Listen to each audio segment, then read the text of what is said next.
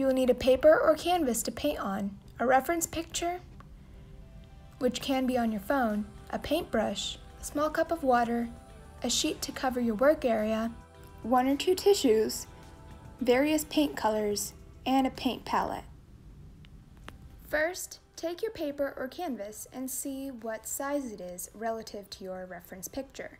This can be any picture of your choice, and you can even use this watermelon, which I am using.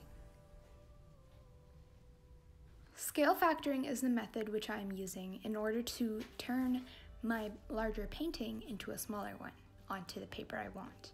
So, first you're going to be finding the length and width of your reference picture and your actual paper which you're working with. For the reference watermelon picture in this tutorial, it is 9 inches by 12 inches.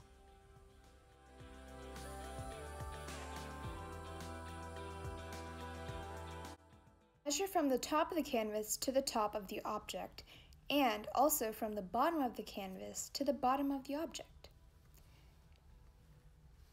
Next, also make sure to find where the background changes, and measure from the top and from the bottom.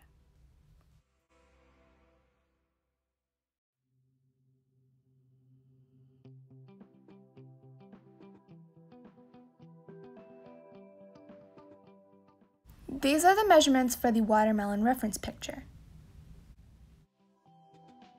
In order to scale factor, you can set up a proportion just like this. The 8.25 is the height of the watermelon in the larger canvas, and X is what we're looking for, which is the height in the smaller canvas. The 8.25 inches is over 12 inches, while the X is only over 10 inches. This is because the 10 inches is from the entire height of the smaller canvas, while the 12 inches comes from the larger canvas. Once you scale factor, you should be able to get the measurements for the smaller canvas. Make sure that they all add up to the correct length and width.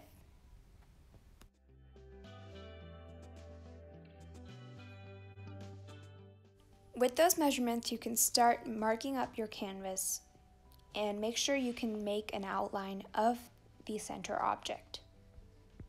If there are multiple objects, you might need to do this multiple times.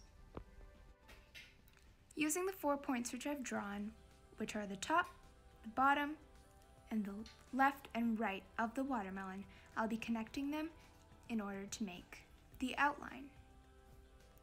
This will help when I'm painting.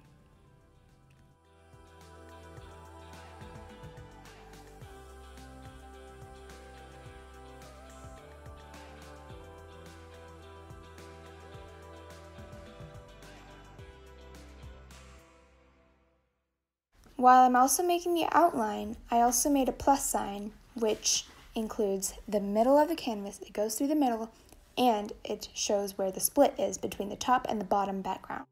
The next thing to draw on this watermelon is the white area right between the red and the green. Right before you paint, you're going to want to erase the extra lines which you don't need. Also, make sure to cover your area with a sheet of some sort in order to prevent spills on the carpet or ground or table.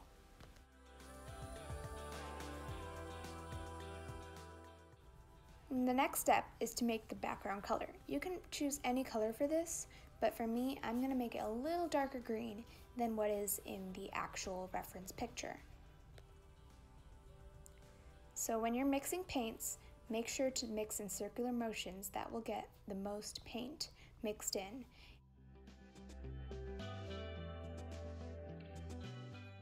Dip your paintbrush in the background color and start making horizontal or vertical strokes. Make sure all the strokes match. In case you mess up, you can just rub it using water and your paintbrush, just like this. Notice how it makes the line straighter. I went ahead and did the brown and the green area, so now all I have to do is the watermelon. Take some red paint and start painting it in on the watermelon. In order to make straight lines, you want to press against the edge and pull slowly upward, or you can go downward.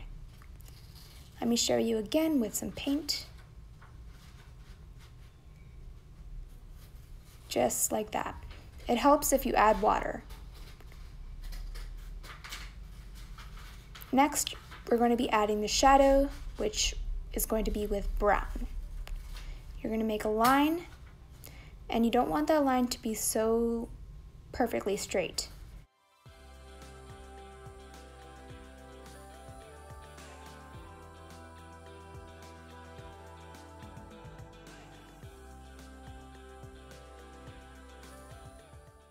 Keep adding brown until you are satisfied with how the shadow is looking.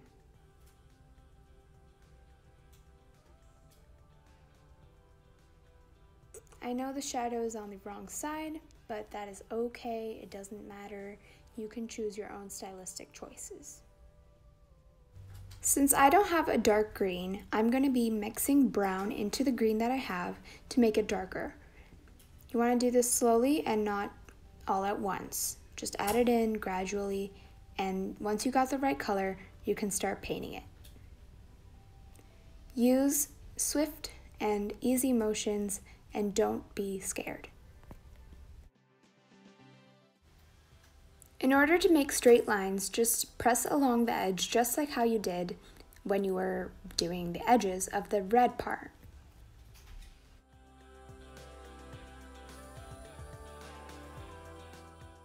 It's okay if it has many strokes and it may take a while to dry.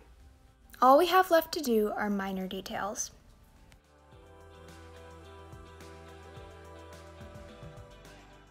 You will be needing black and yellow for this next step.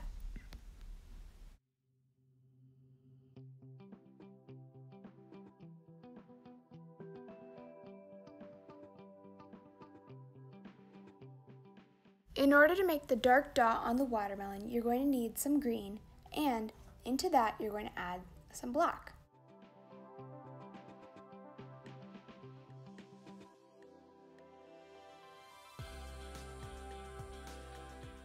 Once you get your nice dark green, you're going to take some of it onto your brush and make a small circle.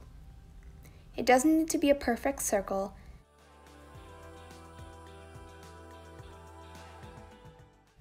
Right before I added the yellow, I added some light green in order to make it a little thicker right there and brighter.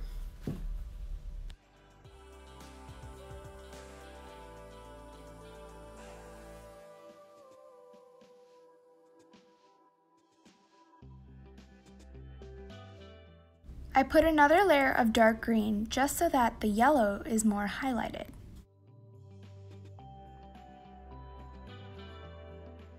You can also add some shadow under the watermelon in order to show some depth.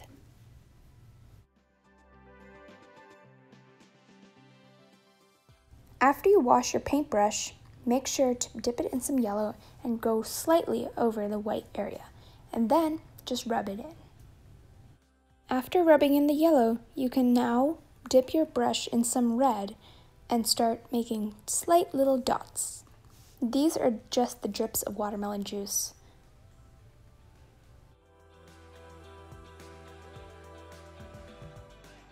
To paint in the seeds, gently use your brush to make small little raindrop shapes, just like that. I'll do another one just so you see.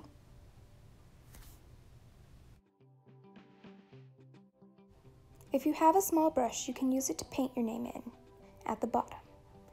But if you don't, you can always use a pencil and dip it in some paint and then write it.